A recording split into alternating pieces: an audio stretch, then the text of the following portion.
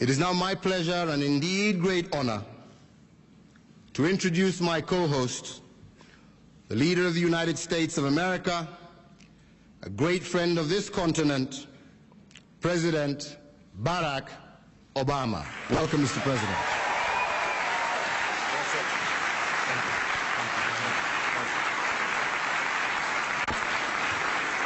Thank you. Thank you so much. Please, everybody have a seat. Good morning. Good morning. Thank you, Jumbo.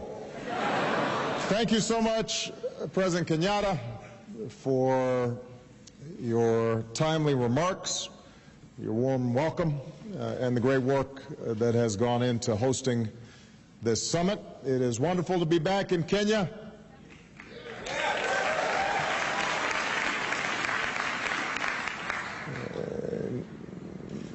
Niaje, Wasi.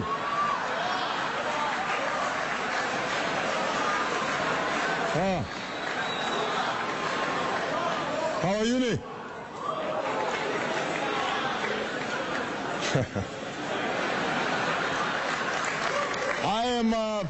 I'm proud to be the first U.S. president to visit Kenya.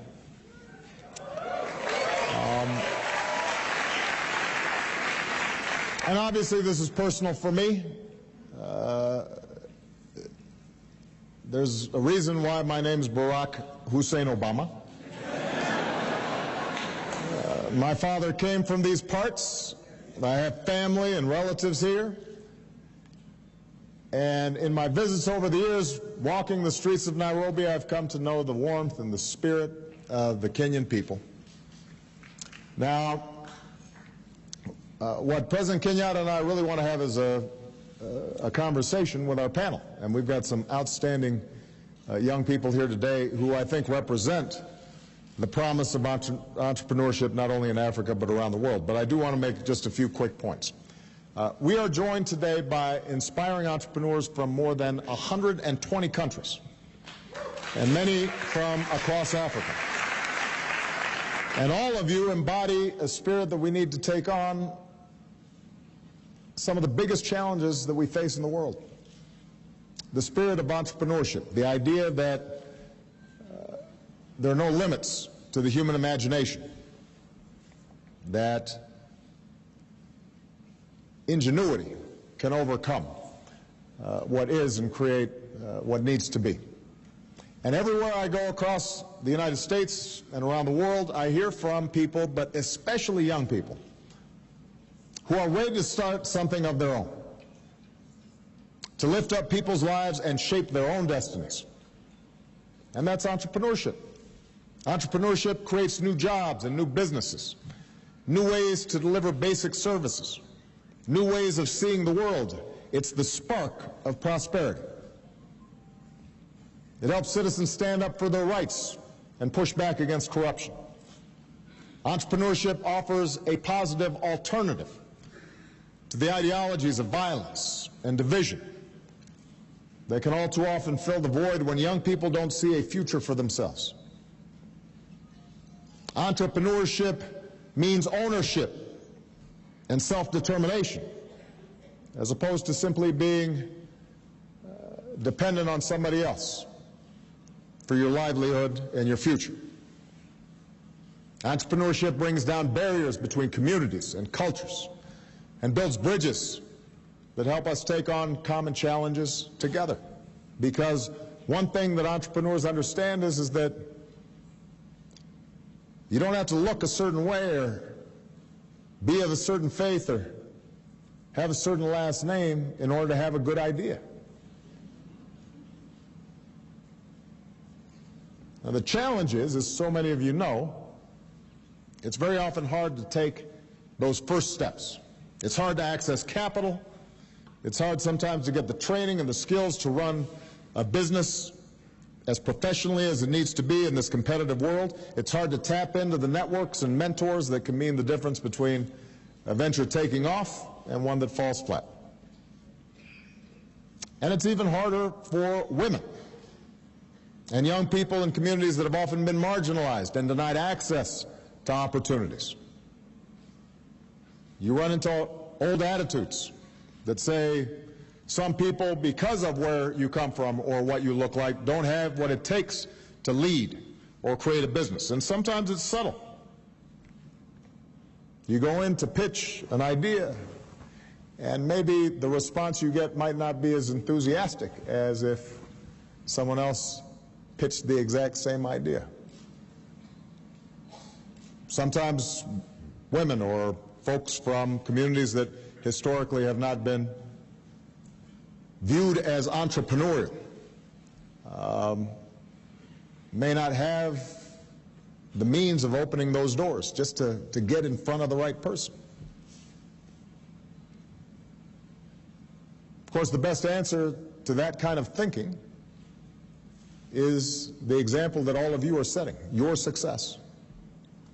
And that's why I've made encouraging this spirit of entrepreneurship a key part of America's engagement in the world. I launched the first of these summits in Washington 5 years ago. And since then, we've helped empower hundreds of thousands of entrepreneurs, giving them a boost to launch thousands of new businesses and initiatives. Here in Africa, our Young African Leaders Initiative is empowering tens of thousands of dynamic leaders, not only in business, but also in government and civil society. Because one of the things that we have come to understand, and this is particularly relevant to Africa, is that in order to create successful entrepreneurs, the government also has a role in creating the transparency and the rule of law and the ease of doing business and the anti-corruption agenda that creates a platform for people to succeed. So this is our first global entrepreneurship summit in sub-Saharan Africa. We wanted to come here. I wanted to be here because Africa is on the move. Africa is one of the fastest growing regions of the world. People are being lifted out of poverty, incomes are up, the middle class is growing, and young people like you are harnessing technology to change the way Africa is doing business, as President Kenyatta alluded to. And that creates incredible opportunities for Africans and for the world. It means more growth and trade that creates jobs in all our countries. It's good for all of us. This continent needs to be a future hub of global growth, not just African growth.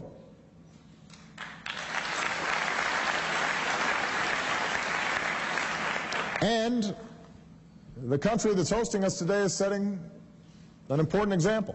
Kenya is leading the way. Today, Kenya is the largest economy in the on the rise, unleashing the entrepreneurial spirit of even more Kenyans. Every day around the world, millions of people send and save money with M-Pesa. And it's a great idea that started here in Kenya. From Zimbabwe to Bangladesh, citizens work to keep elections safe using crowdsourcing platform Ushahidi. And that's a great idea that started right here in Kenya. Here in Nairobi, startup incubators are nurturing new businesses every day, maybe some of yours, each with the potential to be the great next Kenyan innovation. And the good news is that I'm not the only one who sees the promise of Africa. I'm joined on this trip by some leaders, not just across my administration, but I'm also joined by 20 members of the United States Congress from both parties, because supporting a strong partnership with Africa is something that unites Americans.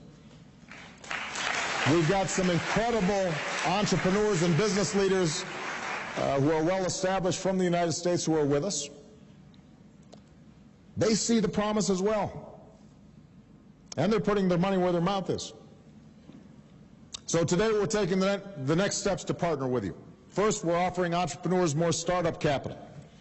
At last year's Entrepreneurship Summit, we set a goal of generating $1 billion in new investment for emerging entrepreneurs around the world, with half the money going to support women and young people.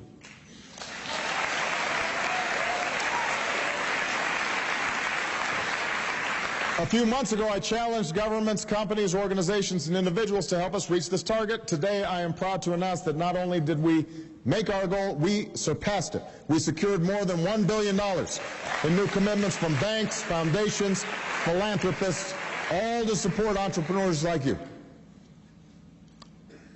Second, we're connecting you with the world's top business leaders and innovators. We handpicked more than 200 seasoned investors and entrepreneurs and brought them to this summit.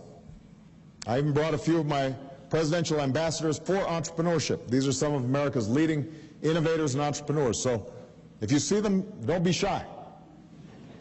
Pin them down, get their advice, pitch them your idea. That's why they're here. And don't be discouraged if they say, I'm not sure that's going to work. And they ask you tough questions. Because one of the things every one of these successful entrepreneurs will tell you is that along with incredible successes, they've had some failures as well. And they've learned from them. But they haven't given up. Number three, as I've said, we're stepping it up to support women entrepreneurs. Women are powerhouse entrepreneurs.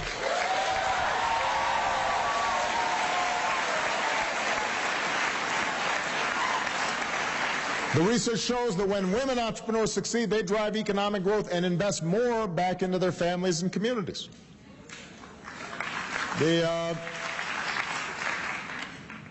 We've already helped build a network of more than 1,600 women entrepreneurs across Africa. We're launching 3 women's entrepreneurial centers, one in Zambia, one opening later this year here in Nairobi, and I'm proud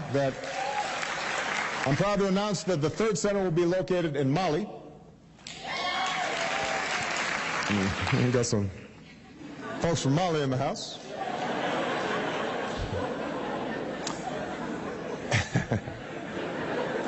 And as part of that $1 billion that I mentioned earlier, the United States Overseas Private Investment Corporation is contributing $100 million to support Goldman Sachs' 10,000 Women initiative, making more capital available to women-owned enterprises around the world. So, congratulations. So as you leave here today, I want you all to know that I believe in you. I believe that you have the drive and the passion to change the world. You can unlock new solutions to the pressing global challenges that we face. I believe that. I believe that as you make these innovations, you'll make life better for all of us. And I'm looking forward to being your partner in that process.